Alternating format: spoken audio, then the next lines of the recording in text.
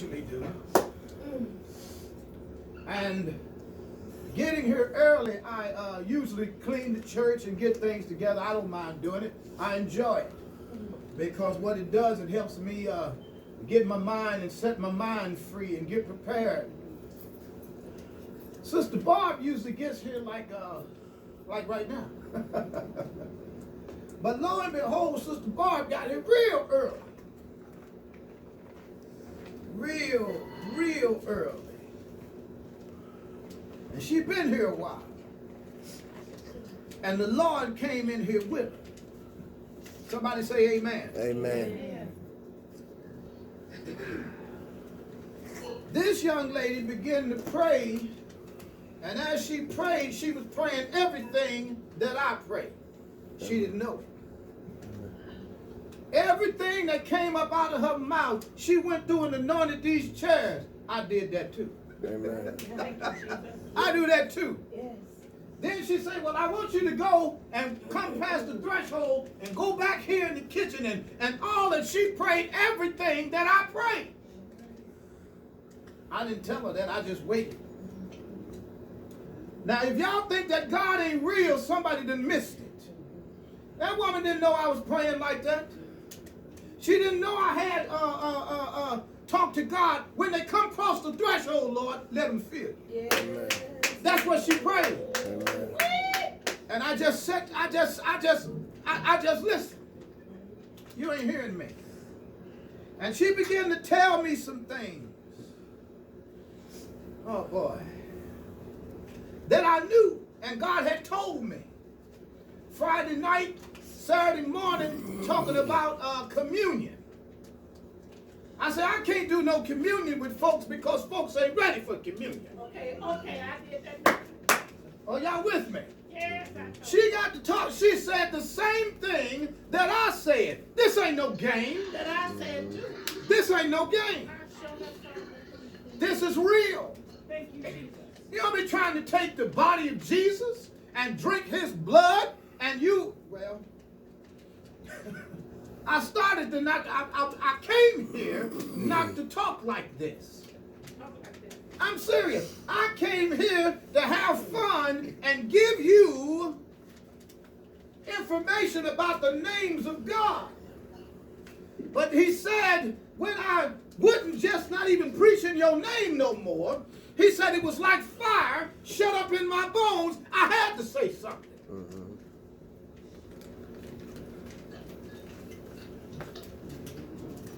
I'm in a situation right now. And y'all don't understand it.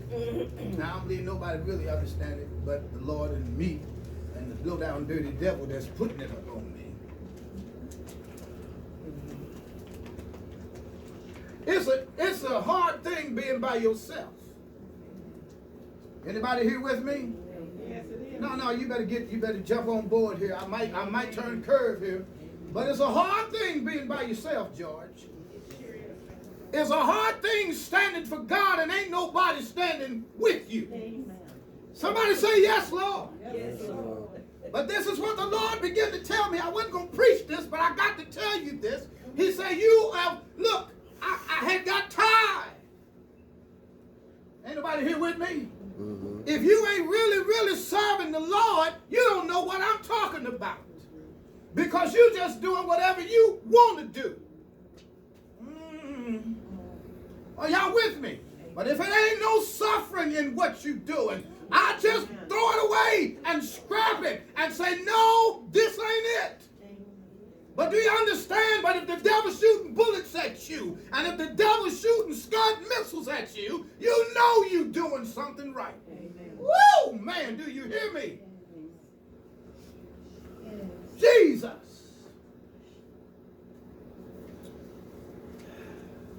I told him I'm tired of suffering like this. And some of that. Oh, yes, I did. That's my father. And I was thinking to myself like Ryan, when Ryan be talking to me, I was talking to the Lord like that. I said, Lord, I'm tired of suffering. I'm tired of going through to where I could barely make it. Come on, give me some of that. I see hypocrites. Don't mean God no good. Being blessed better than me. All right now. All right now. Now, y'all not keeping up with me, are you? Yes. I've seen people that's been left here talking about me like a dog, and I done raised you from a puppy. Running me down and talking about me. And blessed. And blessed. I say, Lord, it just ain't right.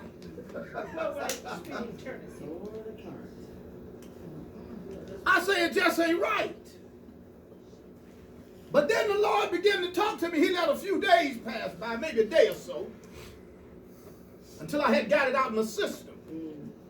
Some of y'all be trying to talk to people and you start an argument. You should just let people just say what they got to say, walk on, and then we'll talk about it later. Amen. Now, but you got to get it off your chest. Anybody here with me? Amen.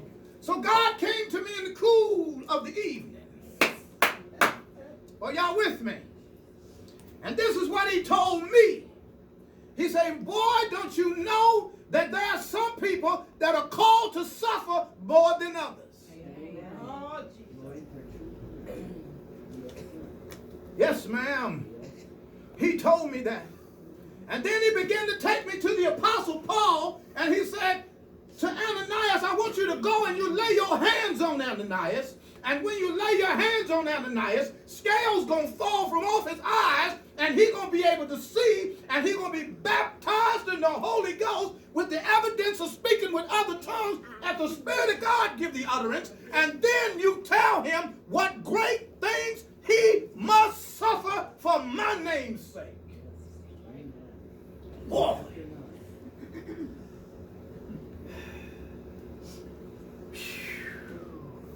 Y'all ain't got that, do you? Thank you, Jesus. He said, I called you. I pulled you out of the sin life business because I got you over here to go against the giants. Yeah. Now, he began to talk to me now. Yeah. And then that's why I began to say, I was talking to her yesterday, what did God make you for? What's your purpose? See, because you could have been somewhere else. You could have been somebody else's baby. You could have been born over in China. I don't know nothing about the Lord much over there. He could have dropped your tail over there. But he chose to put you here. And so, look, you could have been aborted. You could have been a miscarriage. Anybody keeping up with me? You could have been aborted, you could have been a miscarriage, or you could have just been stillborn. But God in his infinite mercy, and God with all his know-how, said, wait a minute, hold it, I got a purpose for you. Did y'all get that? And then he began to take me back, because I told y'all I've been praying for over a year. And seeking God for over a year. It's November. I started in November. And then I began to say, come on and go with me to my Father's house. Yes, Are y'all with me? I say, we got to get together and we got to pray because I done been to Sinai and I can take you to Sinai. Y'all know, do y'all get me? I've been to Sinai and I've been there for a whole year. And then he began to tell me, he began to reveal to me. He said, you look, man, you here to kill giants. Yes, sir. He said, you're here to kill giants. And if you're going to kill giants, you just can't be around everybody else. Amen. If you're going to kill giants, you got to get alone by yourself, watching over God's sheep. And then all of a sudden the lion comes and you kill the lion. Amen. Are y'all with me? All of a sudden you'll be watching the sheep and then a bear come and you'll kill him too. Amen. God make you in the wilderness. Woo, Yes. Jesus. Do y'all hear me? Yes. He make you when you're by yourself. You can't be made with no group of people. He make you by yourself. I'm gonna be quiet. Are y'all with me? He he took me back. It was a year ago. My daughter was hooked up with Knucklehead Smith. You hear me? But I prayed and Knucklehead Smith is gone. That was a giant right there. Holding my grandchildren. Not bring them into church, but a giant and been slayed. Wait a minute, hold it. Do y'all get where I'm coming from? I said it took a year, but I separated myself to the master. I separated myself in prayer. Folks didn't know what I was doing. I didn't talk much about it, but I began to pray, and God began to work on me while he was working on them, and pretty soon they were set free.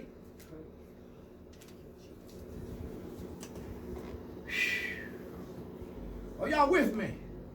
And then he began to talk to me. He said, well, you know it's November. Hey! And it's been a year. Look at the evidence.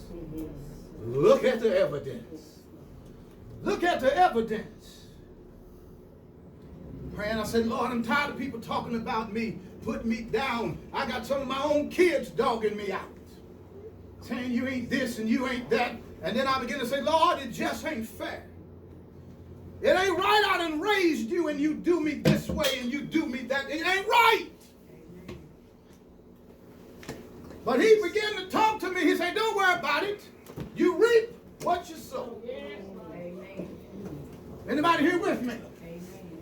I say you reap what you sow. Thank you, Jesus.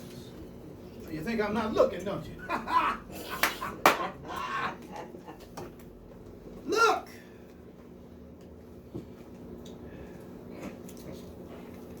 I'm going to try to take you with me. We're going to start this prayer. Some say they're going to be there Friday night. And whatever night they're going to be there. I'm going to tell you this. One thing about me, if you ain't going to be there, I'm going to keep on going. And I'm going to leave you by yourself. And until you wake up and smell the coffee and know that this thing is real, that's on you. I have seen it work. I've seen this work. I've seen the giants in my daughter's life being slain. In Jasmine's life, in Ashley's life. Do y'all get it? God will put you in a rough spot and put your back up against the wall until you can't back up out of him. You get where I'm coming from? You're going to have to face it. Oh, y'all with me? Yes, he'll do it. He'll do it. Y'all going to them old dead tombs? You ain't got no life over there in them old dead tombs. Do y'all get where I'm coming from?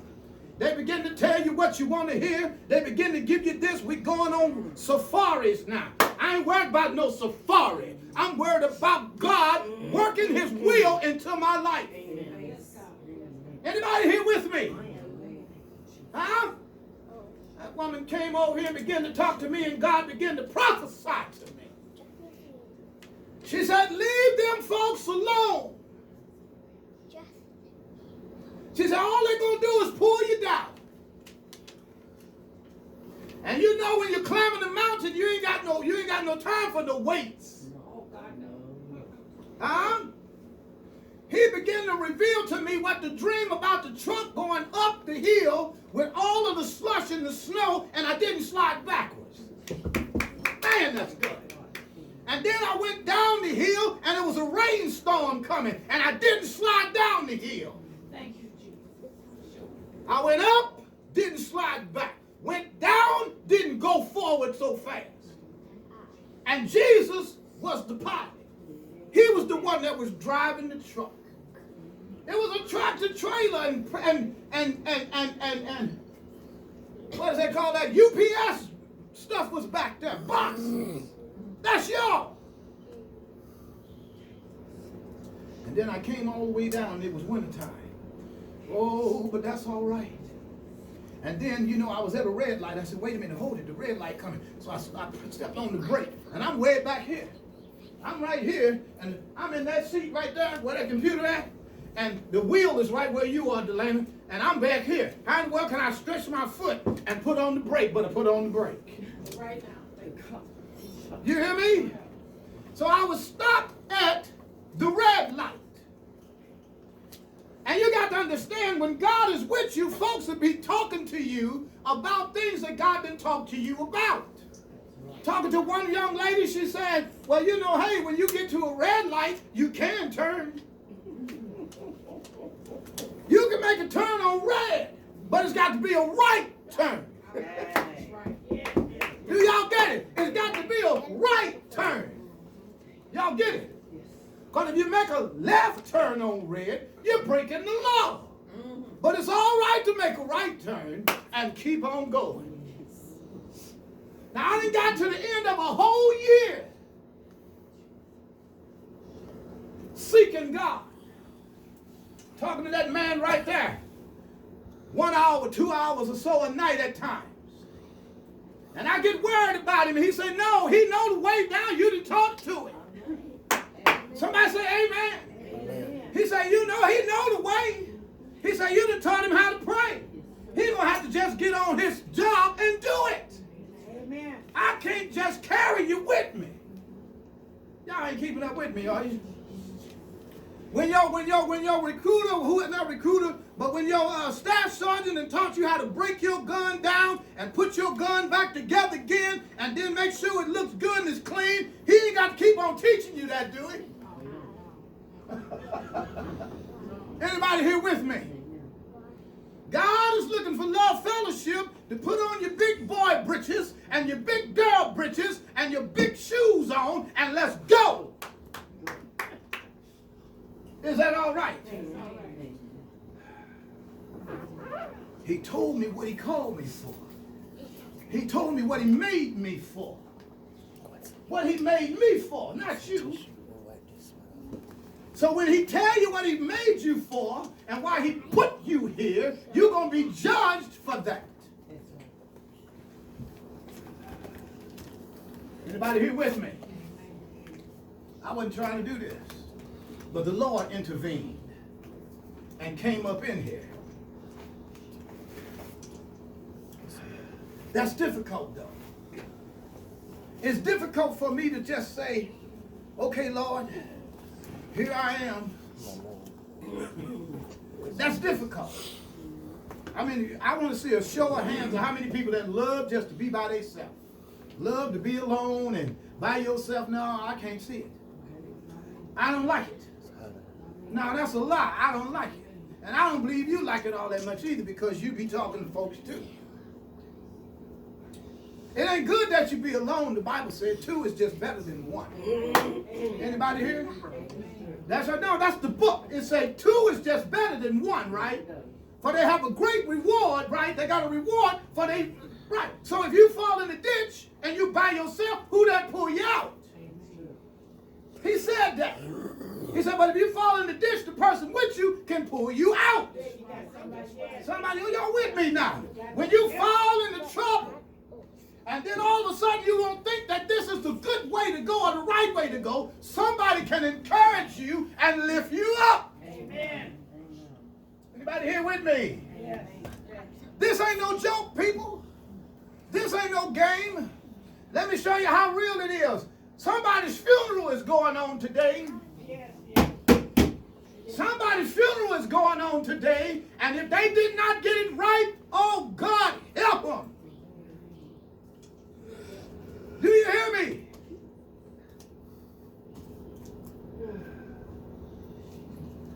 And my thing is now, I've been saying, Lord, you know, I don't want to be by myself. These people like me.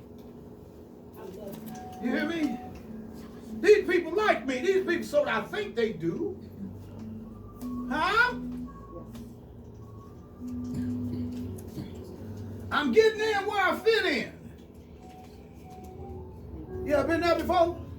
I'm getting in where I fit in. I'm rubbing shoulders, shaking hands. You get me? Winning friends and influencing strangers. Are y'all with me? But that ain't what God called me to do. Are y'all with me? And when God calls you, he cuts you off and puts you by yourself that he may put himself in you. Anybody here with me? You can't take your mama with you. You can't take your daddy with you. You can't take your wife with you. You can't take your kids with you. It's difficult. I ain't talking about being hooked on drugs, alcohol, all that. No. He said, if you come after me, you've got to do what? Deny yourself. Some of y'all ain't got that yet. You got to deny yourself, and then when you deny yourself, you got to pick up a cross. And what is a cross for, Delana? A cross is to die on. No, a cross is to die on. And I'm going to give you a hint here so you know where I'm at. They said back in the times of Jesus, in the Roman times, that was the most cruelest torture that you could do. It was torture. And whenever you saw a man walking up to Golgotha Hill with that cross on his back, one thing you knew for sure, he wasn't coming back that way no more. No. He wasn't coming back that way no more. And when God lay a cross on you, he don't want you going back into Egypt. Wait a minute. He don't want you going back smoking cigarettes. He don't want you going back drinking. He don't want you going back homonging. He wants you to keep on going and lay down and let him nail you to the cross. Oh, blah, blah, blah. Some of us don't want to get nailed to the cross. A lot of us, they told Jesus, they say, if you be the Son of God, if you be who you say you is, come down from the cross and we'll believe you. Oh boy. Ain't you glad he didn't come down? Ain't you glad he didn't come down? I'm telling you, I'm glad he didn't come down. He could have came down. Wasn't nothing holding him up there. He could have came down, but he stayed up there because he loved you. He stayed up there because he loved me. That's why he stayed up there. He let him pierce him in the side because he loved you. Are y'all keeping up with me? Amen.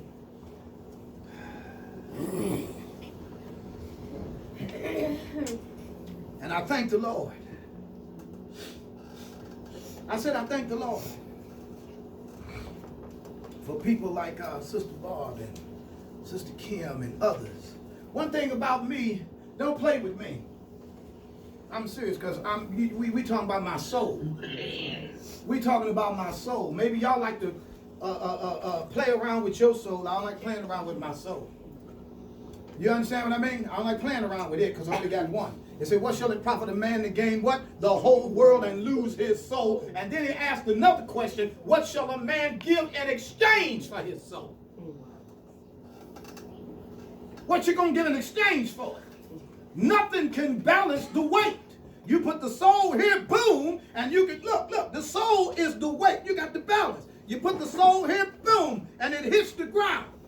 I don't care what you pile up on the other side, pretty women, pretty men. Are y'all with me now?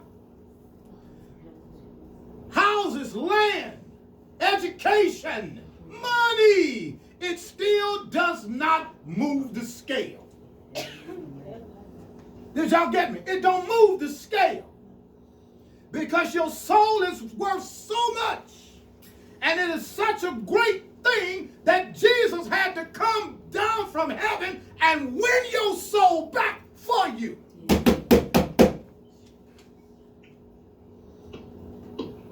Because you couldn't do it. And I couldn't do it.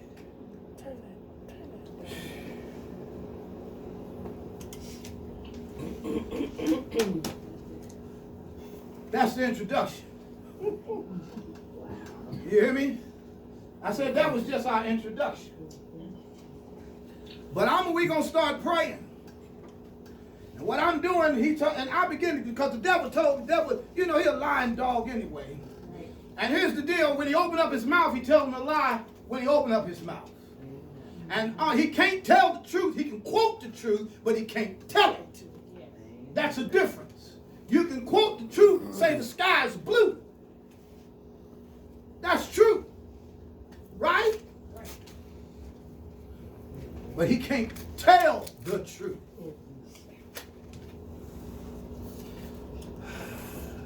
I preach hard. And when you're going to talk to me, you got to talk to me square. Let me know. She was trying not to say nothing. I said, you better go and tell me. Get it up off of you. Get it up off of you. Tell me. Tell me. If it hurt me, tell me. If it cut me, tell me. If I feel bad, tell me. If I get mad with you, tell me. Anybody here? Amen. Because I don't want it to come to the point that when I go off into eternity and I wind up in hell, I'd be wishing that you had said something to me. Anybody here? And what the problem is today, we don't want nobody telling us nothing. We don't want nobody giving us the truth. Girl trying to tell me, the young lady tell me, well, this world here, you know, these young people here, you got to baby them and put pacifiers in their mouth, and you can't tell them nothing or they'll get mad and leave. Leave! Yeah, I can preach. Leave! She gonna say, well, wait a minute, hold it. If you preach too hard to them, you know, they'll just go. Look, I begin to think I thank the Lord for being saved, because we got that belly like a cow. You know, we'll eat up a whole lot of information, and then all of a sudden we'll regurgitate it and begin to chew on it. Yes. Begin to chew on it. And that's what I began to chew on what she was saying. And then as I chewed on what she was saying, I said, all that is just rebellion. You don't want nobody telling you nothing. That's just rebellion. And you can't tell me that this generation got more rebellion in it than the 60s did. That was the beginning of the rebellion. They walked around naked in the 60s. Ain't no big deal. Maybe y'all don't know about Woodstock, too. Huh? It's just rebellion. That's all it is.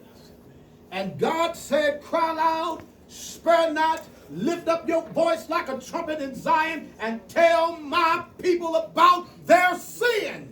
Not how good they doing. Because when you get to people get to tell you how good you're doing, your head get big. Can't even come through the door.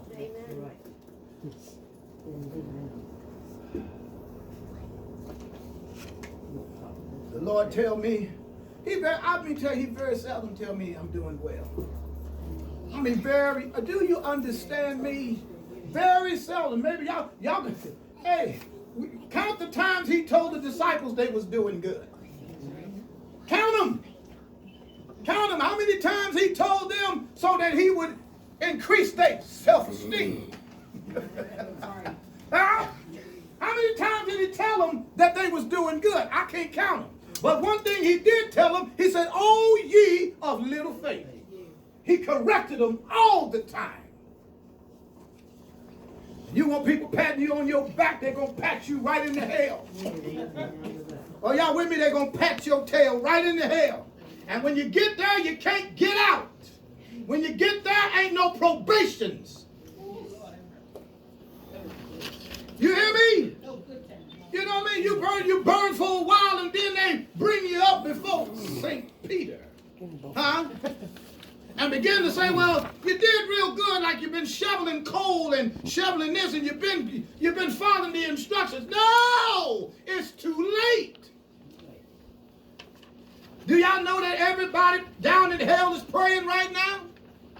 And don't y'all know that there are no unbelievers in hell? Think about it. There are no unbelievers in hell. They believe now. Yeah, yes, ma'am. Ain't nobody got to tell you fire's hot if you've been burned. You believe then, don't you? Amen. They tell you, baby, don't play with them matches. Baby, don't play with those matches. Leave those matches alone. What? Oh! Ain't nobody got to tell you no more, do they? And that's the same thing that's going on in hell right now. Ain't nobody got to tell them that Jesus is real. Ain't nobody got to tell them no more. But we just go and skip to the loo, my darling. You hear me? Man, this is not what I was coming in here to do. It's not what I came here to do.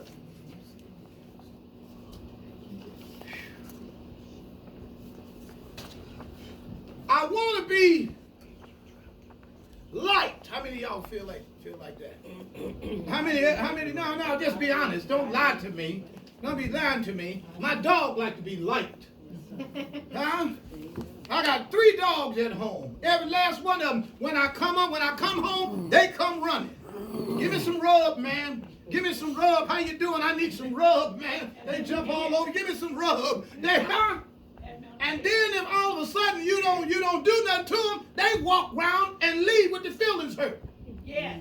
Yes, they do. They leave with their feelings hurt. So if a dog want it, you want it too. But over here, you ain't gonna get too many rub downs, too many pat downs, and too many you're doing real good, especially if you're telling the truth. Amen. You're right. I told one man, I said, man, this done cost me my family. You hear me? This done cost me my family. And you mean to tell me I'm getting ready to say some old Johnny come lately trying to tell me about Jesus? Brother, this done cost me something. Cost the wife, cost some kids. But who do you love the most? Jesus or them? Because he'll try you with it too. He'll try you with it too. He'll say, Abraham. I know you got a boy by the name of Isaac. I know you got a boy by the name of Isaac, and I done just told you to let Hagar and Ishmael go. It may have been a little bit easier. I don't know, because I ain't getting ready to give my son to nobody. Uncle Sam, Sister Sam, anybody, son of Sam, I ain't getting my kids up for nobody. Amen. Do you hear me? Amen. And that's why a lot of y'all done got tired of your kids. And sometimes you get tired of them. Yes, you do. Because they get to clowning. But this is what the Lord told me to do when my kids was little. He said, I said, boy, that's a nice picture. Y'all took a good picture. When y'all was in school, they get them school pictures every year, you know what I mean? You can watch them as they grew up and go, am I right? Huh? He said, now what I want you to do, Ronnie, wait a minute now, y'all better hear me. And they wasn't even older yet. They wasn't even, look, they hadn't even reached puberty yet. He said, now this is what you need to do when they grow up and they begin to get on your nerves. You go back and get some of them little bitty pictures that they had